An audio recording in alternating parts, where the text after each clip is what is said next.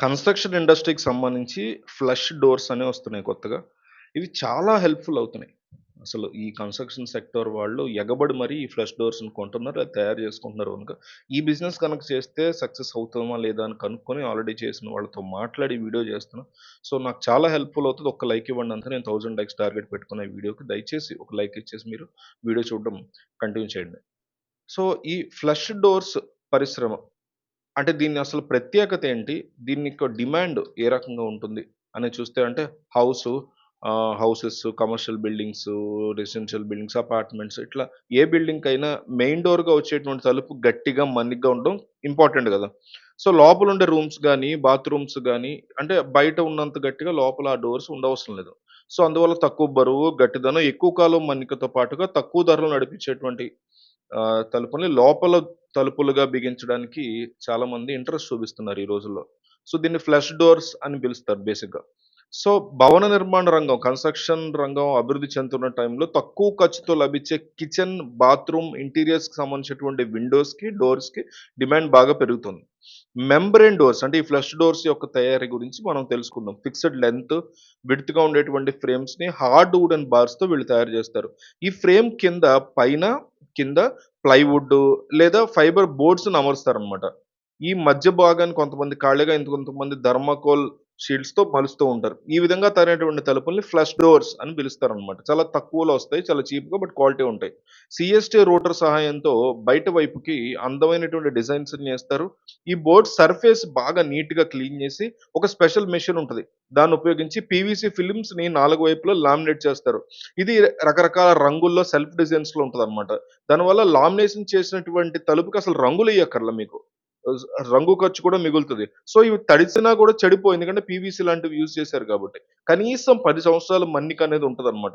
So, ఈ membrane doors యొక్క బరువు చాలా తక్కువగా ఉండి, ఎక్కువ మన్నిక ఉండడంతో పాటుగా అందంగా గూడా ఉంటున్నాయి. అట్లాగే తక్కువ రేట్‌లో లభిస్తున్నాయి. అందువల్ల సొంత ఇల్లు కట్టుకునే వాళ్ళు గాని, బిల్డర్స్ గాని, కమర్షియల్, ఇండస్ట్రియల్ బిల్డింగ్స్ కట్టేవాళ్ళు గాని, ఇంటీరియర్స్‌ని డోర్స్‌గా వీటిని బాగా ఉపయోగిస్తున్నారనమాట. అయితే ఈ పరిశ్రమకు కావాల్సినటువంటి మెషిన్ అండ్ టూల్స్ ఏంటనేది ఇప్పుడు చూద్దాం. అంటే టూల్ సీజనింగ్ మెషిన్ ఒకటుంటది. మెకానికల్ పొగ పరికరాలు కావాలి.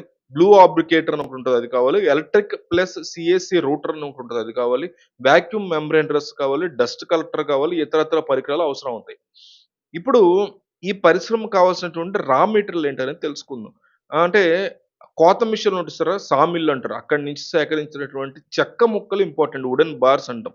ప్లైవుడ్డు, గ్లూ గాని, పీవీసీ ఫిల్మ్స్ ఇవన్నీ కూడా ఈ పరిశ్రమకు కావాల్సినటువంటి రా మెటీరియల్స్. ఇప్పుడు ఈ డోర్స్‌ని ఎట్లాగా మనం మార్చుకోవాలనేది బిల్డింగ్సు, మార్కెటింగ్ అన్నమాట. అంటే హాస్పిటల్‌కి సంబంధించి కన్‌స్ట్రక్షన్ గాని, ఇట్లా ఆల్రెడీ కన్‌స్ట్రక్షన్ ఫీల్డ్‌లో ఉన్న ఆఫీస్ బిల్డింగ్సు, రెసిడెన్షియల్ బిల్డింగ్స్ సంబంధించినటువంటి కంపెనీస్ ఉంటాయి. డైరెక్ట్‌గా వాళ్ళ దగ్గరికెళ్ళి మనం మార్కెటింగ్ చేసుకోవచ్చు. క్లియర్‌గా ఎక్స్‌ప్లెయిన్ చేసి. అట్లాగే హార్డ్‌వేర్ షాప్స్ ఉంటాయి గదా! ఈ హార్డ్‌వేర్ షాప్స్ కూడా సొంత ఇల్లు కట్టుకునే వాళ్ళకి మనం మార్కెటింగ్ చేసుకుంటే వాళ్ళకి కొంత కమిషన్ ఇచ్చి బిజినెస్ కూడా మనకి చాలా జరుగుతది. క్వాలిటీ డోర్స్ తయారు చేసి అమ్మగలిగే వాళ్ళకి ఈ ఇండస్ట్రీ ఒక మంచి ఉపాధి అవకాశం. ఇలాంటి పరిశ్రమ యొక్క పెట్టుబడి ఎలా ఉంటుంది? ఆదాయం ఎట్లా ఉంటుంది? ఖర్చులు ఎట్లా ఉంటాయి? ఈ ఇండస్ట్రీని ప్రారంభించడానికి సుమారు 8,00,000-12,00,000 వరకు ఖచ్చితంగా కావాల్సుంటుంది. అంటే ఇది మా అంచనా. సో, ఖర్చులన్నీ పోను 30% నుంచి 40% వరకు ప్రాఫిట్ మార్జిన్ ఒస్తుంది. ఆల్రెడీ మాట్లాడిన వాళ్ళు చెప్తున్నటువంటి లెక్కిది. ఇండస్ట్రీ యొక్క ఉత్పత్తి సామర్థ్యం గాని, ఇక్కడ వాడే లేబర్‌ని బట్టి గాని, షెడ్‌లు గాని, ఏరియా, దానికి అద్దె, ఎలక్ట్రిసిటీ, ట్రాన్స్‌పోర్టేషను ఇవన్నీ బేస్ చేసుకొని పరిశ్రమ యొక్క పెట్టుబడి, ఆదాయం, ఖర్చులు మారుతూ ఉంటాయి. సో, ఈ పరిశ్రమకి ఏ పర్మిషన్స్ తీసుకోవాలనేది చూద్దాం. ఎంఎస్ఎంఈ ఉద్యోగ ఆధార్ స్కీమ్ కింద రిజిస్ట్రేషన్ చేసుకోవాల్సి ఉంటుంది మనం. లోకల్ అథారిటీస్ యొక్క పర్మిషన్ తీసుకోవాలి. అట్లాగే ట్రేడ్ లైసెన్స్ కూడా మనం కంపల్సరీ తీసుకోవాలి. ఈ పరిశ్రమకి అవకాశం ఉన్నటువంటి సబ్సిడీ స్కీమ్స్ గురించి కూడా చెప్తా. గవర్నమెంట్ ఏమేమి ఇస్తుంది ఏంటని. ప్రధానమంత్రి ఉపాధి కల్పన పీఎంఈజీపీ దీని పథకం కింద 15-30% వరకు సబ్సిడీ పొందొచ్చు. అట్లాగే 90% బ్యాంకులు రుణాలు ఇస్తున్నాయి దీనికి. టెక్నాలజీ గాని, అట్లాగే టెక్నాలజీ గవర్నమెంట్ ఎంఎస్ఎంఈ మెంబర్ అయ్యి ఉంటే గనక credit linked capital subsidy schemes for technology and upgradation వీటి మీద కూడా మీకు చాలా సబ్సిడీలు లభిస్తున్నాయి. బ్యాంక్ నుంచి రుణాలు అందుతున్నాయి. సో, మిస్ అవ్వకుండా ఈ బిజినెస్ చేసేటువంటి ప్రయత్నం చేయండి. చాలా ఇన్ఫర్మేషన్ కలెక్ట్ చేసి ఈ వీడియో చేస్తున్నా. సో, ఒక 1000 లైక్స్ టార్గెట్ దయచేసి లైక్ ఇచ్చి కంటిన్యూ అవ్వండి. Thank you.